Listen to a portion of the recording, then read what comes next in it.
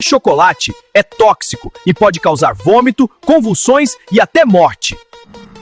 Uva e uva passa podem causar falência dos rins, mesmo em pouca quantidade. Cebola e alho prejudicam o sangue e podem causar anemia. Abacate contém uma substância tóxica persina para cães. Bebidas alcoólicas afetam o sistema nervoso e podem ser fatais. Cafeína, café, chá energético causa agitação, tremores e problemas cardíacos. Ossos cozidos podem quebrar e perfurar o intestino. Doces com xilitol, muito comuns em balas e chicletes, causam queda grave de açúcar no sangue.